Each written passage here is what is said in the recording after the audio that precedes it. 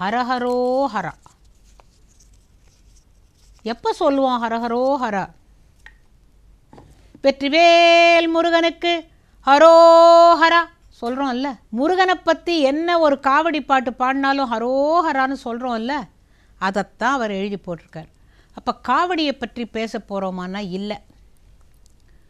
மூவிரு முகங்கள் போற்றி முகம் பொழி கருணை போற்றி ஏவரும் துதிக்க நின்ற ஈராறு தோள் போற்றி காஞ்சி மாவடி வைகும் செவ்வேள் மலரடி போற்றி அன்னான் சேவலும் மயிலும் போற்றி திருக்கை வேல் போற்றி போற்றி. முருகனை பற்றி பாடும்போது உருகாத மனங்களே கிடையாது. ஏன்னா பலர் கேட்குறாங்க, ஏங்க இத்தனை சாமி இருக்குது, ஏன் முருகன் மட்டும் தமிழ் கடவுள் அப்படிங்கிறீங்க, மற்றவங்களாம் தெலுங்கு கடவுளா கேட்குறாங்க. கிண்டலுக்கு மலையாள கடவுளா, குருவாயூரப்பன்னா மலையாள கடவுளா? இல்லைங்க. முருகன் ஏன் தமிழ் கடவுள் அப்படிங்கிறத நாம் இன்றைக்கி தெரிஞ்சுக்கலாம். சிவபெருமான் கூட தான் தமிழ் கடவுள்னு சொல்லலாம். எவ்வளவு தேவார பாட்டு இருக்குது, எவ்வளவு திருவாசகம் இருக்குது. ஏங்க அவரே தர்மிக்கு கொங்குதேர் வாழ்க்கை அஞ்சுரை தும்பியெல்லாம் அவர் பாட்டு எழுதி கொடுத்தாரே, அப்பா அவர் தமிழ் கடவுள் இல்லையா? கேட்குறதுன்னா நிறைய கேட்கலாம். பட் இன்றைக்கி நாம் தெரிஞ்சுக்க போகிறது ஏன் அவர் தமிழ் கடவுளாக கருதப்படுகிறார்ங்கிறது தான். காஞ்சி நகரேஷு காஞ்சி என்று சொல்வார்கள். அதாவது நகரங்களில் மிக உயர்ந்த நகரம் காஞ்சிபுரம். அந்த காஞ்சிபுரத்தோட சிறப்பு என்னன்னு கேட்டாக்க, குவித்த கை விரிக்க ஒண்ணாதபடி காணுகின்ற இடமெல்லாம் கோபுரங்கள், ஆலயங்கள். அப்படி 2 ஊரை சொல்லலாம். ஒன்று கும்பகோணம், அடுத்தது காஞ்சிபுரம். எத்தனை கோவில்கள், எத்தனை கோவில்கள்! அதில் ஏகாம்பரேஸ்வரர் கோவில் இருக்கும், காமாட்சி அம்மன் கோவில் இருக்கும், 2க்கும் நடுப்புற குமரக்கோட்டம். இது எப்படி இருக்குது தெரியுமா? உமா மகேஸ்வரர் கோலம், ச உமாஸ்கந்தர். பிரதோஷ நேரத்தில் எடுத்துகிட்டு வராங்களே சிவன் பார்வதி, நடுவில் சின்ன குமரன். அதே போல் அங்கே அமைஞ்சிருக்கும்.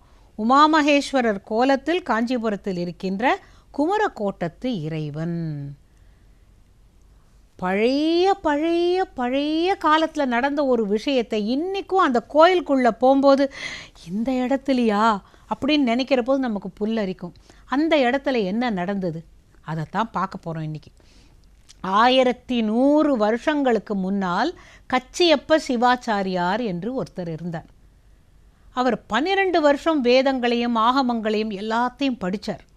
அவருக்கு தெரியாத விஷயங்களே கிடையாது. தமிழ் படித்தார், பண்டிதர். அந்த முருகன் மேலே அப்படி ஒரு அன்பு. அந்த முருகன் மேலே இவருக்கு எவ்வளவு அன்போ அதை விட முருகனுக்கு இவர் மேலே அன்பு. அதை நான் ஏன் சொல்கிறேன்னு கேட்டால், முருகன் மனதில் தோன்றி இருக்க வேண்டும். என்ன? என்னை பற்றி வடமொழியில் ஸ்கந்த புராணம் என்று இருக்கிறதே, அதை தமிழில், அழகு தமிழில் இவரை வைத்து பாட வைத்தால் என்ன அப்படின்னு தோணி இருக்கணும். கச்சியப்ப சிவாச்சாரியருடைய கனவில் முருகன் தோன்றி, கச்சியப்ப சிவாச்சாரியரே கந்த புராணத்தை நீர் தமிழில் பாடும் அப்படின்னு ஆணையிடுறார். ஆனால் நீங்கள் உடனே சொல்லலாம், எங்களுக்கெல்லாம் கனவுல யாருமே ஒன்றுமே சொல்லலையே அப்படின்னுட்டு. மகாலட்சுமி பேசினா, தேவி பேசினா அப்படிலாம் நம்ம சொன்னால் நம்மளை ஒரு மாதிரி பார்ப்பாங்க. அப்படி இல்லை. அந்த காலத்தில் உண்மையை தவிர பொய்யை அவங்க சொல்லதில்லை. கச்சியப்ப சிவாச்சாரியாரே நீர் என்னுடைய கந்த புராணத்தை தமிழில் பாடுங்கள் என்று சொல்லிவிட்டு அவர் என்ன சொல்கிறார்னா, திகட சக்கர செம்முகம் ஐந்துளான் அப்படிங்கிற முதல் வரியே முருகன் சொல்லிட்டு மறைஞ்சு போயிடுறார். இவர் எழுந்து கண்ணை கசக்கி பார்க்குறார். நாம் கனவு தான் கண்டோமா? நிஜமாக முருகன் வந்தானா? முருகன் நமக்கு இப்படி ஒரு வரி கொடுத்துருக்குறானா அப்படின்னு யோஜனை பண்ணி பார்க்குறார். உடனே அதை எழுதிக்கிறார். திகட சக்கர செம்முகம் ஐந்துளான். அடுத்த வரி தன்னால் வருது. சகட சக்கர தாமரை நாயக்கன்னு வருது. இவர் எல்லாத்தையும் எழுதுறார். எழுதிட்டு அந்த குமரக்கோட்டத்து முருகனுடைய சந்நிதியில் போய் அங்கே இருக்கிற விநாயகரை கும்பிட்டு விட்டு ஒரு நாளைக்கு 100 பாடல்கள் எழுதுறார்.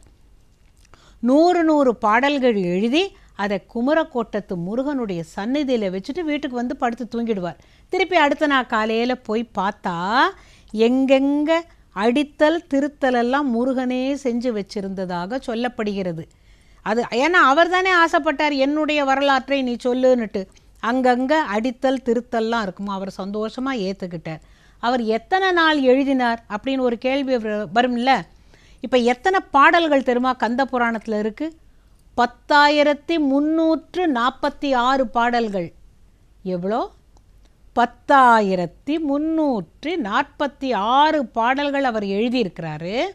முருகன் சந்நிதியில் வச்சு அவரால் திருத்தப்பட்டு ஒரு வழியாக முடித்து முருகனுடைய சந்நிதியில் வச்ச உடனே அவருக்கு மன நிறைவோட இதை நாம் அரங்கேற்ற வேண்டும்.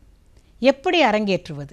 இதே குமரக்கோட்டத்தில் இறைவனுடைய சந்நிதியில் வச்சு நம்ம இதை அரங்கேற்றணும் அப்படின்னு அவர் ஆசைப்பட்டார். அழகாக முடிச்சு கொடுத்துட்டார் முருகனே.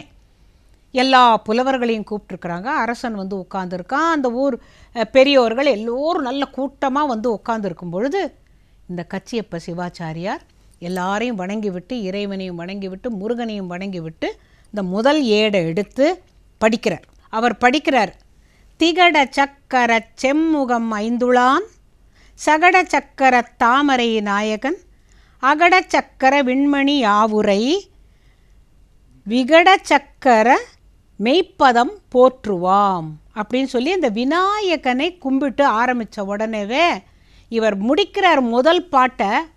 ஒரு புலவர் எழுந்துக்கிறார், ஐயா ஒரு ஐயம். என்ன? ஆரம்பிக்கும் போதேவா அப்படின்னு நமக்கு தோணுது, அவருக்கு தோணலை. பார்த்தா நம்மளா இருந்தானே, ஏன் நான் இப்போ தானே ஆரம்பிச்சிருக்கேன், அதுக்குள்ளே என்னையா லொல்லு பண்ணிக்கிட்டும் போல. அவர் எழுந்து நின்று, எப்படி ஆரம்பித்தீர்? திகட சக்கர செம்முகம் ஐந்துளான், அதை எப்படி பிரிப்பீர் அப்படின்னு கேட்ட பொழுது, திகழ் ப்ளஸ் தட ப்ளஸ் சக்கர, திகழ்கின்ற தடன் தோள்கள் 10 உள்ள செம்முகம் ஐந்துள்ளான், 5 சிவந்த முகங்களை கொண்டவன் அப்படிங்கிறது தான் அதில் அர்த்தம். ஓஹோ, திகழ் ப்ளஸ் தட அப்படின்னாக்கா திகடன்னு வந்துருமா? எந்த இலக்கண நூலில் அவ்வாறு இருக்கிறது சொல்லும் அப்படின்ன பொழுது சிவாச்சாரியார் சொல்கிறார், நீங்கள் நம்ப மாட்டீங்க, இந்த முதல் அடி முருகனே எடுத்து கொடுத்தான். முருகனே எடுத்து கொடுத்தான், அப்போ அதற்கு இலக்கணமும் முருகனே சொல்லித்தர வேண்டாமா அப்படின்ன பொழுது அந்த ஏளனம் இவரால் தாங்க முடியல. ஐயா சத்தியமாக சொல்லுகிறேன், மற்ற வரிகளெல்லாம் நான் சொன்னேன், அந்த முதல் அடி முருகன் தான் எடுத்து கொடுத்தான். ஒரு காரியம் பண்ணுவோம், இது சரியா இல்லையா என்பதை நான் நாளைக்கு சொல்கிறேன் அப்படின்ன உடனே, ஏன்னா அவருக்கு கொஞ்சம் அவமானமாக போச்சு. எடுத்து ஒரு வரி பாடுறதுக்குள்ளேயே குறை சொன்னா. சரி, இதைக்கு தீர்வு நாளை காண்போம் அப்படின்னு சொல்லி சபை கலைந்தது. இவர் வீட்டுக்கு குலுங்கி குலுங்கி அழறார். நான் பாட்டு சும்மா இருந்தேன், நீ என் கனவுல என்னுடைய கந்த புராணத்தை நீ பாடுக அழகு தமிழில்னு சொன்னதோடு இல்லாமல் திகட சக்கர செம்முகம் ஐந்துள்ளான் நீங்கள் தானே சொல்லி கொடுத்தீங்க, போ முருகா அப்படின்ட்டு அழுகிறார். அழுதபடியே படுத்து உறங்கின உடனேவே அன்றும் கனவில் முருகன் வருகிறான். நான் அடியார் யாரையும் கைவிடுவதில்லை, கவலைப்படாதையும், நாளை போய் திருப்பி நீர் அரங்கேற்றத்தை ஆரம்பியும், அங்கு ஒரு புலவன் உம்முடைய ஐயத்தை தீர்ப்பான் அப்படின்னு சொன்ன உடனே இப்போவும் எழுந்து கண்ணை கசக்கிட்டு பார்த்தாரு. இது நிஜம்தான், எப்போ நம்ம இவ்வளவு கண்ணீர் விட்டுருக்குறோமோ அப்போ நாளைக்கு ஒரு புலவன் இதை தீர்த்துருவான், நமக்கு என்ன கவலை, முருகனே சொல்லியாச்சுன்னு அடுத்த நாளைக்கு தைரியமாக போய் திருப்பி ஆரம்பிக்கிறார். எல்லாரையும் சபையை கும்பிட்டுட்டு, முருகனை கும்பிட்டுட்டு, பிள்ளையாரை கும்பிட்டுட்டு, திகட சக்கர செம்முகம் ஐந்துளான், சகட சக்கர தாமரை நாயகன், அகட சக்கர விண்மணி யாவுரை. சகட சக்கரன்னு ஆரம்பித்த உடனேவே எல்லாரும் இன்றைக்கும் இது இங்கேயே நின்றுடுமோ அப்படின்னு பார்த்த பொழுது ஒரு இளம் புலவன் உள்ளே வரான். கையில் ஒரு கட்டு வச்சுருக்கான். இந்த கட்டை கைக்கடியில் வச்சுக்கிட்டு இளம் புலவன் அவ்வளவு அழகாக கட்டு குடுமியோட நல்ல வெண்பட்டு ஆடையை உடுத்தி உள்ளே வந்துட்டு எல்லாரையும் ஒரு பார்வை பார்க்குறான். பார்த்த உடனே அந்த கேள்வி கேட்டார் இல்லை, அந்த புலவர் கேட்டார், நீவீர் யாவர்? எங்கள் அளவுக்கு உமக்கு புலமை இருக்குமா, இவ்வளவு தைரியமாக உள்ள வரையே அப்படிங்கிறாப்புல, நீவீர் யாவர் அப்படின்னு கேட்ட உடனே, யாம் சோழ நாட்டிலிருந்து வருகிறோம். அந்த செந்தமிழை கவனிங்க, யாம் சோழ நாட்டிலிருந்து வருகிறோம், இதோ என் கையில் உள்ளது வீர சோழியம் என்னும் இலக்கிய நூல், இலக்கண நூல் அதாவது இலக்கியத்தில் உள்ள சந்தேகங்களை தீர்க்கக்கூடிய இலக்கண நூல் பேர் வீர சோழியம் என்று சொல்லி அதில் இருக்கிற 18வது செய்யுளை எடுத்து இது எவ்வாறு சந்தி, அதாவது வார்த்தைகள் எவ்வாறு புணர்கிறது, அதுக்கு விதிமுறை இருக்கிறது, அதோ பாருங்கள். இப்போ நீங்கள் என்ன கேட்டுட்டு இருந்தீங்க அவர்கிட்ட போது அவர் என்னமோ திகட சக்கரைங்கிறாரு, கேட்டால் திகழ் தட அப்படின்னாக்கா திகடன்னு வரும் அப்படிங்கிறாரு. அவர் சொன்னார், ஆமாம் உண்மை, பாரும் அப்படின்ட்டு அந்த அந்த ஓலையில் இருக்கிறத அவர் காட்டுறார். அந்த புலவர், சந்தேகப்பட்ட புலவர் அந்த ஓலையை வாங்கி பார்த்தா அதில் திகழ் தட என்பது திகட என்று புணர்ந்து வரும், இதுவே சந்தியின் விதின்னு போட்டிருந்தது. அதே வார்த்தை பார்த்த உடனே இவர் ஆடி போயிடுறார். ஓ, நான் தான் ரொம்ப படிச்சிருக்கேன்னு நினச்சேன்னு உடனே மற்ற புலவர்கள் எல்லோரும் ஒத்தொத்தர எங்கே காட்டுங்கள் எங்கே காட்டுங்கள்னு அந்த அந்த ஓலையை வாங்கி வாங்கி வாங்கி பார்க்குறாங்க, அந்த ஏட்டுச்சுவடியை. 18வது செய்யுளில் இந்த மாதிரி சந்தி இப்படி சேர்க்கலாம்ங்கிறது இருக்கே சொல்லி எல்லாரும் ஆச்சரியப்பட்டு கொஞ்சம் தலை குனிஞ்சு நிற்கிற பொழுது அந்த இளம் புலவன் கேட்குறான், மேன்மை மிகு புலவர்மாரே, உங்களுடைய சந்தேகம் தீர்ந்ததா? திகட சக்கரம் என்பதன் சந்தி விதி புரிந்ததா அப்படின்னு கேட்டவுடனே யாருமே பதில் சொல்ல. சிவாச்சாரியாருக்கு மட்டும்தான் தெரியும் வந்திருக்கிறது யாருன்னுட்டு. கையை கும்பிட்டாரு, முருகா உன்ன மாதிரி கண்கண்ட தெய்வனை எனக்கு நான் எங்கேயுமே நினச்சி கூட பார்க்கலன்னு போது பட்டக்குன்னு அங்கேயே முருகன் மறைஞ்சார். இந்த ஓலையை, இந்த ஏட்டுச்சுவடியை சிவாச்சாரியாரிட கொடுத்துட்டு உடனே அவர் கிட்டையே மறைஞ்சிட்டார். அவர் மறைந்த பிறகுதான் எல்லாருக்கும் தெரிஞ்சது. அவன் நடந்து போயிருந்தா கூட சந்தேகப்பட்டிருக்கலாம், எங்கேயோ செட்டப் பண்ணி அழைச்சிட்டு வந்திருக்கிறாருன்னுட்டு. அங்கே அவர்கிட்ட அந்த ஏட்டுச்சுவடியை கொடுத்த முருகன் அப்படியே காணாமல் போனான். அந்த இடத்துல ஒரு ஒளி மட்டும் நிறைஞ்சு இருந்ததுன்னு சொல்கிறாங்க. அதுக்கப்புறமா அடுத்து அடுத்து அடுத்து அடுத்து அந்த 10,346 பாக்களையும் அவர் பாடி அரங்கேற்றி இன்றளவும் நாம் கேட்குறோம். இன்றளவும் அந்த கந்த புராணம் அவ்வளவு அழகாக இருக்கும். எந்த புராணம் கேட்டாலும் கந்த புராணத்துக்கு ஈடாகாதுன்னு சொல்லுவாங்க. அந்த கச்சியப்ப சிவாச்சாரியார், நான் ஏன் இதை சொல்கிறேன்னா, நீங்கள் காஞ்சிபுரத்துக்கு போகிறீங்க, ஏகாம்பரேஸ்வரர் கோயிலுக்கு போகிறீங்க, காமாட்சி கோயிலுக்கு போகிறீங்க, குமரக்கோட்டம் போகிறீங்க, இந்த மண்டபத்தில் தான் கச்சியப்ப சிவாச்சாரியார் அந்த கந்த புராணத்தை அரங்கேற்றினார். அப்படின்னு அங்கே ஒரு மண்டபம் இருக்குல்ல, 1100 வருஷங்களுக்கு முன்னால் நடந்த ஒரு நிகழ்வு. அந்த மண்டபம் இன்னும் இருக்குது. ஆக நீங்கள் அங்கே போகும்போது திகட சக்கரம்லாம் பாட வேண்டாம், அங்கே கூட முருகன் நேர வந்தான் அப்படிங்கிற எண்ணம் ஒன்றே உங்களை நீங்கள் இந்த மாதிரி கோவில்களுக்கெல்லாம் போகும்போது ஒரு கோவிலுக்கும் ஒரு தனி சிறப்பு உண்டு. அந்த சிறப்புகளை ஆராய்ந்தால் போராது, அதை அனுபவிக்க வேண்டும்.